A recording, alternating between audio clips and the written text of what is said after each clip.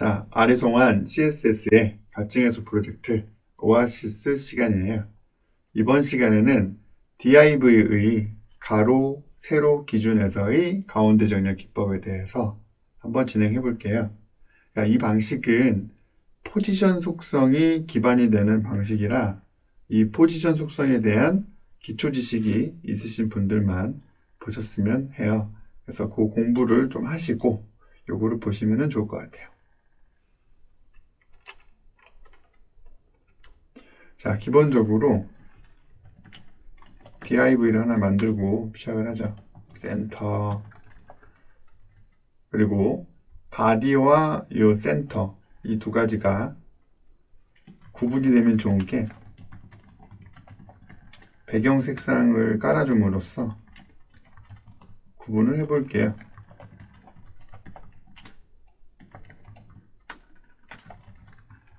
자, 그러면 이런 식으로 구분이 되죠. 자, 이거를 일반적인 흐름에서 노멀 플로우 흐름에서 가운데 정렬되게 하려면 위스 값을 우선에 지정을 해주고요. 마진 속성을 이용하는 방식이 있었죠. 그죠? 자, 이 방식이 생소하신 분들은 제가 미리 준비한 영상을 보고 다시 오시면 될 것 같아요. 자, 그런데 이 방식은요, 가로 가운데 정렬을 쉽게 할 수 있지만 세로 가운데 정렬, 요게 이쯤에 이렇게 배치되게 하는 그 정렬은 하기가 어렵죠.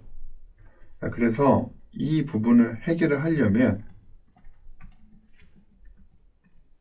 포지션 앱솔루트를 이용을 한다. 이 포지션 속성은요, 일반적인 흐름에서 벗어나 완전 다른 방식으로 레이아웃을 하는 기법이죠. 그래서 포지션 앱솔루트를 하는 순간 우리가 알고 있던 마진형 오토는요, 완전히 우리가 모르고 있는 방식으로 다시 배치가 되게 된다 이거예요. 자, 포지션 앱솔루트는 레프트 값, 탑 값 또는 라이트 값, 바텀 값을 줌으로써 창 기준점에서의 배치를 가능하게끔 하는 거죠. 그래서 레프트가 아니라 라이트가 되면 창의 오른쪽으로 붙고요. 탑이 아니라 바텀이 되면 밑에 쪽으로 붙는 거죠. 역시나 창 크기가 조절이 되면 창 크기 기준으로 배치가 달라진다. 자, 그러한 속성이죠. 자, 그러면 다시 원래대로 돌렸어요. 얘가 가운데로 오게 하려면 어떻게 해야 될까? 자, 우선 가로부터 한번 해보죠. 레프트를요, 50%로 지정을 하는 거예요. 50%. 퍼센테이지는 뭐 여러 가지 경우에 따라 다르겠지만 이 경우에서는 센터의 부모인 바디의 너비 기준에서 50%를 이동한 거죠. 그래서 여기서부터 이 창 크기의 절반만큼 이동시킨 거예요. 그래서 와우라고 하는 요 센터라고 하는 div는 시작점이 여긴 게 그죠? 이런 식으로 배치가 완성이 되는 거죠. 그래서 창 크기를 늘리고 줄이면요, 어떻게 이동된 건지 바로 파악을 할 수가 있어요. 자, 그런데 얘가 우리 눈으로 안정적으로 가운데 정렬이 되려면 여기부터 시작하는 게 아니라 여기에서부터 시작할 수 있어야 돼요. 즉, 얘가 가지고 있는 위스 300의 절반값만큼 이쪽으로 이동시킬 수 있어야 사람 눈에 봤을 때에도 얘는 50% 이동했다, 가운데 정렬이 됐다 얘기할 수 있는 거라고요. 자, 그러면 어떻게 하면 될까요? 자, 마진을요 이용하는 거예요. 마진 레프트를, 즉 이 왼쪽 마진을요 플러스 값이 아닌 마이너스 값으로 준다 이거예요. 근데 이 값이 위스 300이니까 그 절반 값만큼 줘야 합리적이겠죠. 마이너스 값으로 마진을 잡는 방식을 네거티브 마진이라고 하죠. 이 네거티브 마진은 또 다른 영상을 통해 설명을 드려볼게요. 자, 그러면 지금 원래는 여기서부터였는데 이 시작점을 속인다라는 개념으로 마진 마이너스 값을 쓴 거예요.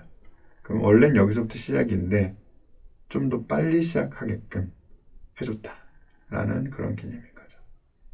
그래서 가로 가운데 정렬을 앱솔루트 방식으로 이렇게 할 수 있다.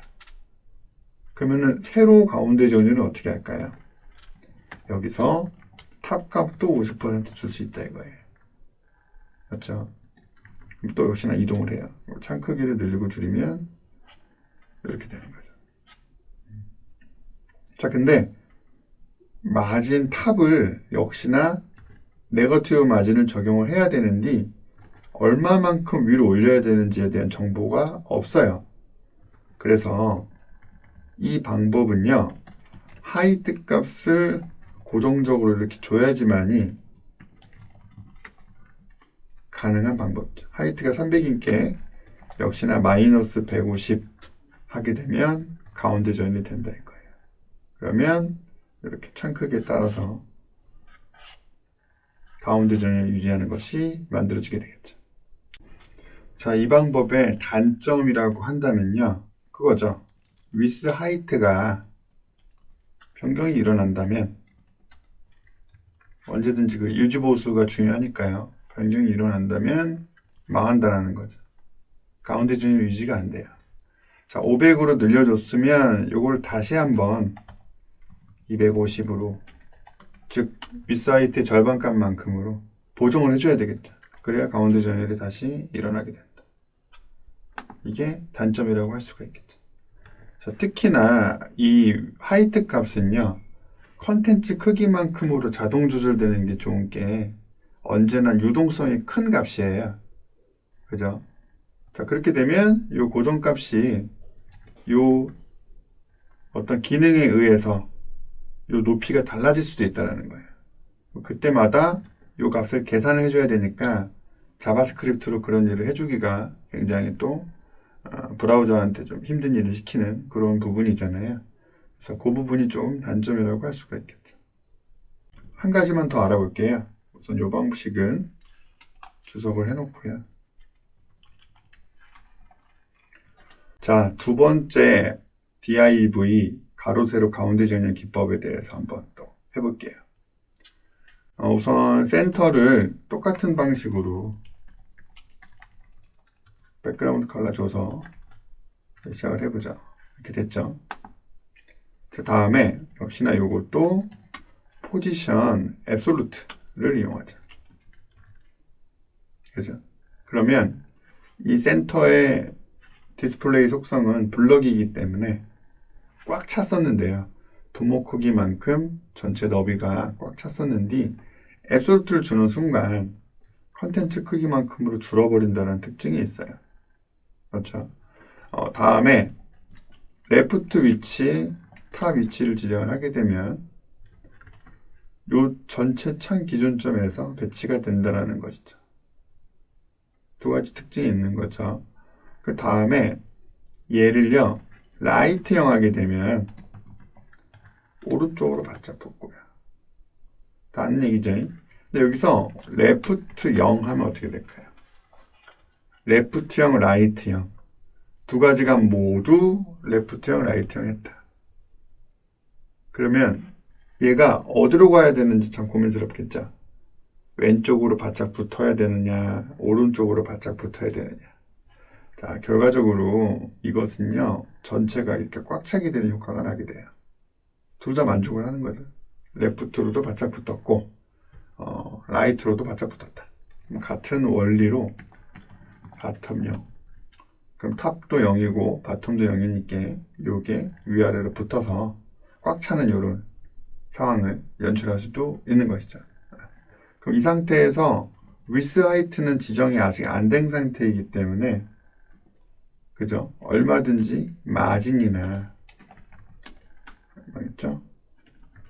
패딩 같은 거 줘도요. 뭐가요? 심지어 보도 같은 거 뭐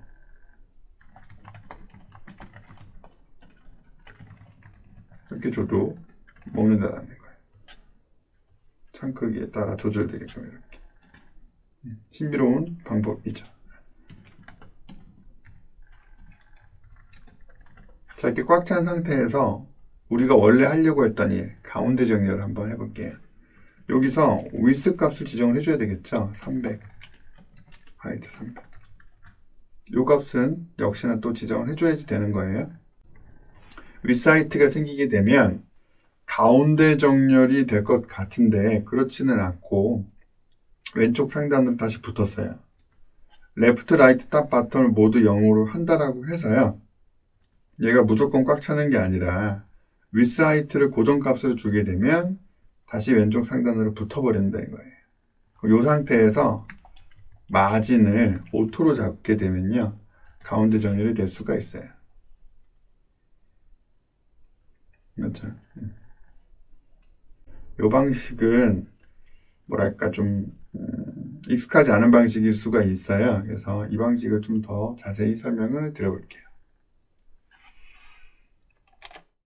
자, 키노트를 통해 다시 설명드려볼게요. DIV가 있어요. 이 DIV는 블록 요소이기 때문에 자신의 부모 크기만큼 꽉 찼고 자신의 자식 높이만큼 높이가 설정되어 있어요. 자식이 없으니까 높이가 0이에요. 하이트 200 하게 되면 이렇게 높이가 증가하고요. 위스가 200이면 줄어들겠죠. 자, 근데 얘는 블록 요소이기 때문에 위스가 200으로 줄어들었다라고 해도 자기 옆에, 그죠? 이 DIV가 쓸 수 있는, 가용 가능한 공간, 하지만 아직 쓰지 않는 공간이 있다라는 것이죠. 맞죠? 이 공간은 마진으로, 즉, 마진 오토 값으로 나눠서 자동 설정할 수가 있게 되는데요.